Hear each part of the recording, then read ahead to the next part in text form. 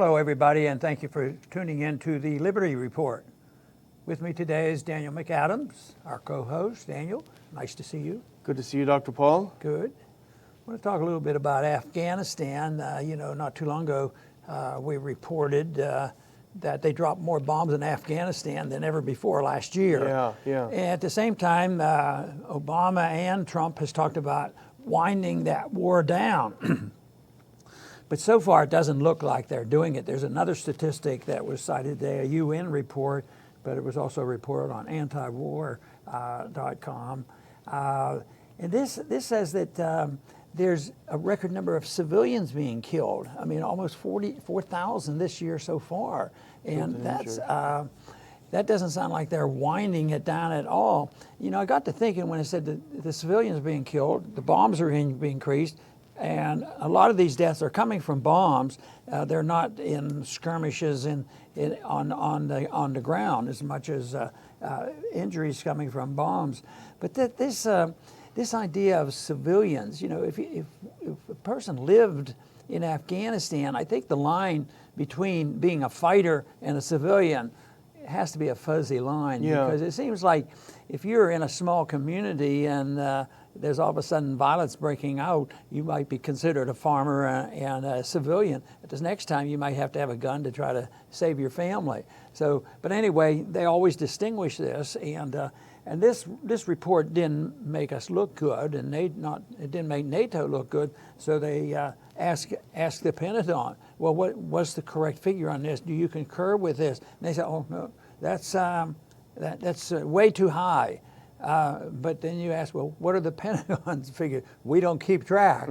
So that's what's going on. The disappointing thing is as usual, a lot of civilians get killed, and as usual, we hear talk about getting out of there, and every day we keep hoping that really will happen. But what is it, 19 years nearly that we've been over there, and it's not getting much better. I just think that people have to realize that if we don't have people sincere about the policy and they follow it instead of this on again, off again, well, we'll do this, but if it doesn't work right, then we'll have to do something else. And even when we finally had victory in Iraq and we left, the massive land forces, we still really own Iraq. The biggest embassy in the world is in Baghdad. So it's the issue of empire, and this is just, it's hard to, pursue a policy that sort of contradicts the empire building, because the empire, they just, keep building and building and building. So there's a little tug going there with the American people wishing we would come home. The support is there, the statistics show that, but right now, this is nothing to cheer about. Yeah, and the real headline grabber, and this is why we use it as our title, and it was used on the anti-war title too, is that more civilians were killed by the U.S. and its allies than were killed by the Taliban so far in 2019. So we're supposed to be the good guys, and here we're killing more civilians than the bad guys. You talk about trying to win hearts and minds. Right. If we're killing more of the innocent people than the others, that's a problem. And it's related to, as you say, to the big uptick in aerial bombing last year, a lot more bombs. But it's also related to the change in the rules of engagement. And that happened, if you remember, back in 2017. President Trump in August said, in the end, we will win. And what he did is he told Mattis to release the rules of engagement. You can do, we're not into nation building. We're into winning this war. And so that meant a lot more bombs. A lot more bombs meant a lot more civilians being killed. So that's exactly what happens. So he's changing his tune. We can get into this in a second. We've gone from, in the end, we will win, to Trump just the other day saying, quote, I think Pakistan is going to help us to extricate ourselves. So that's a whole different theme. Tell you, when we become dependent on Pakistan, that's a real challenge. So I don't see that. This change in rules of engagement, I think, is important because there was so much more power given to the generals on the ground. Yeah. They didn't have to go through command, and that probably is part of it too.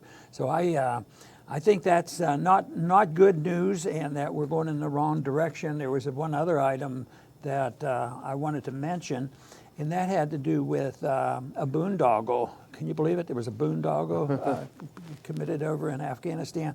They were building a security compound, and the security compound was for the guards who protect, the diplomats.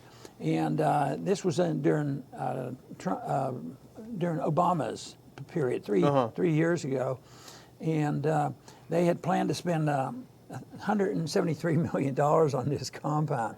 Wow. But the record now is very clear. It wasn't going well. And they had an inspector come in and said, there's no way that you're going to do this on target or on time or the right amount of money. And eventually they had to admit it. So, and that was after it ballooned from 173 up to $315 million. And it was sort of a strategic type of thing. They were traveling 4 miles, which meant they had to travel in convoys, and it was very, very inconvenient. So now they're putting this in the embassy in order to protect these individuals because that's what's happening. The few Americans that have been killed in these areas, and attacked. But now the plan is to build something in the embassy, and they're figuring, well, the plan is that we're hoping to get it finished by 2023.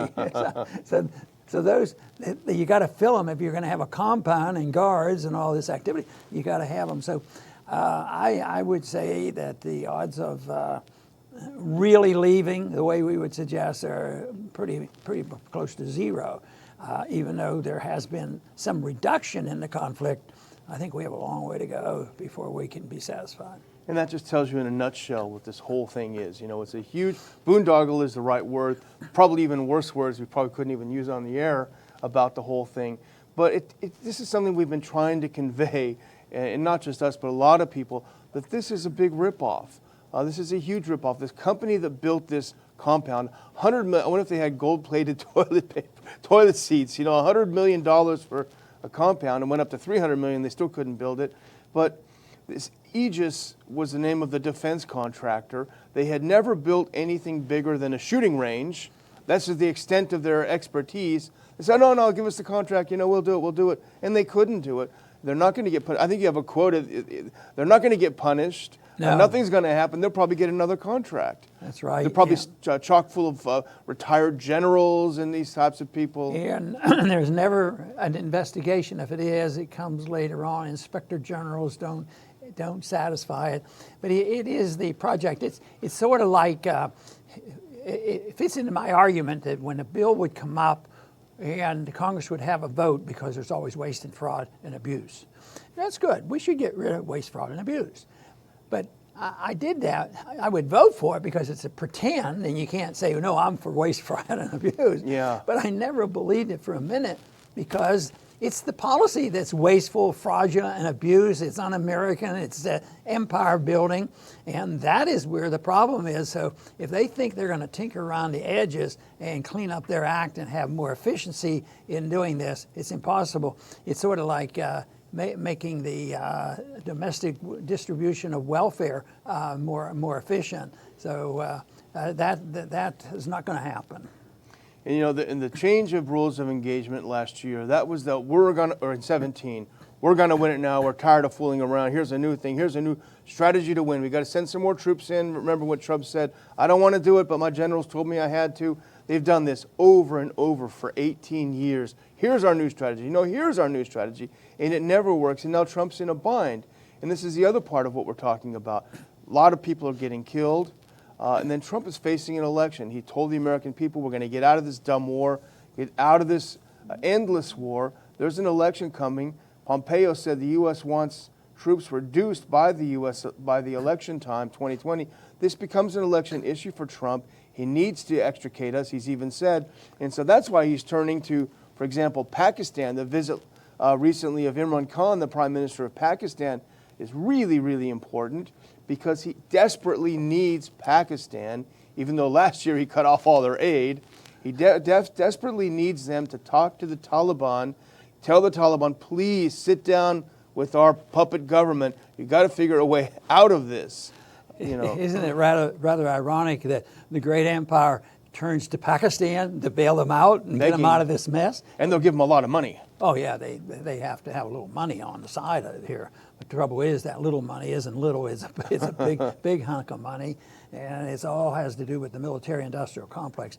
There's somebody that ends up with the money. It sort of reminds me of what's in the news now about Baltimore. Trump is pretty ruthless in his language, but he's probably saying a little bit of truth about it. So they say, and Trump says, all this money going, I want to know where it's going. Who's getting it? And nobody dared ask that question ever before.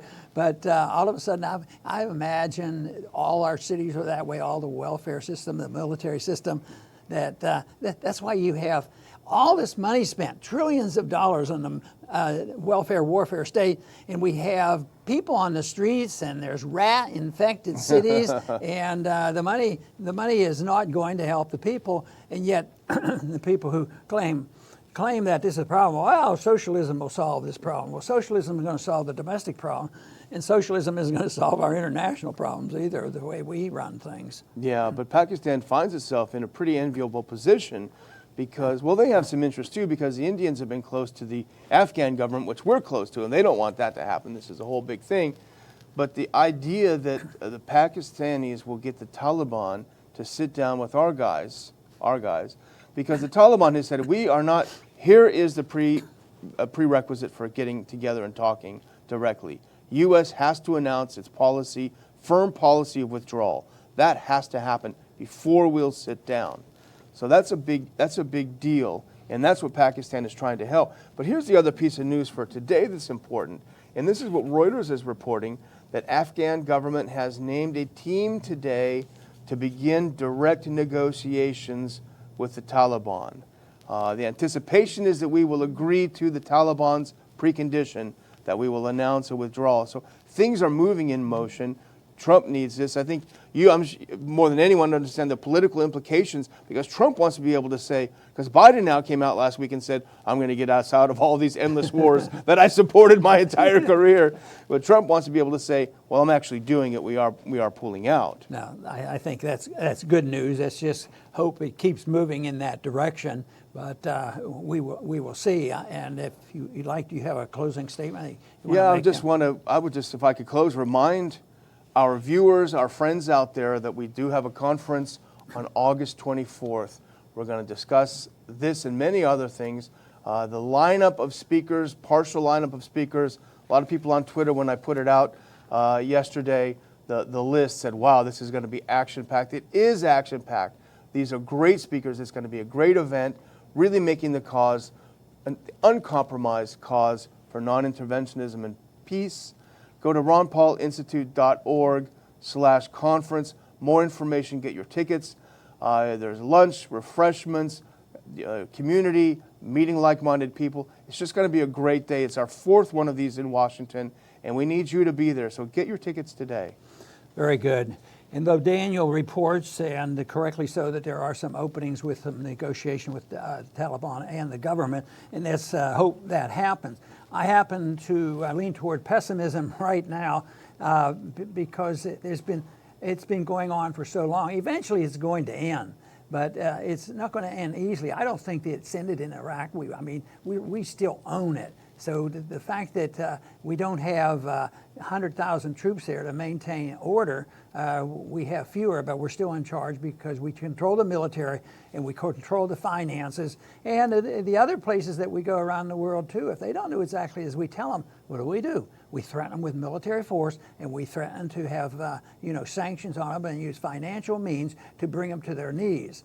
And that's not the way, a decent government should act. So, of course, that is my personal goal. That is the goal of our program and our Institute for Peace and Prosperity, to move in that direction. There's just no good reason for us to use so much energy and money and time and lives pursuing a policy that always fails. Interventionism and dictatorship and the use of force to tell other people what to do. It doesn't work. It doesn't work domestically. It doesn't work well in the economy, and it doesn't work on foreign policy.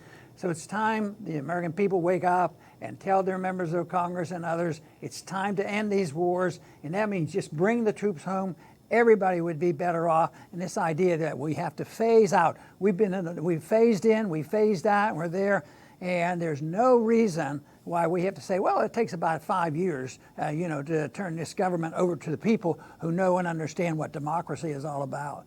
So I would say, cut it off, get rid of the funding, bring our troops home. The world would be better off, and the American people would be better off as well. I want to thank everybody for tuning in today to the Liberty Report. Please come back soon.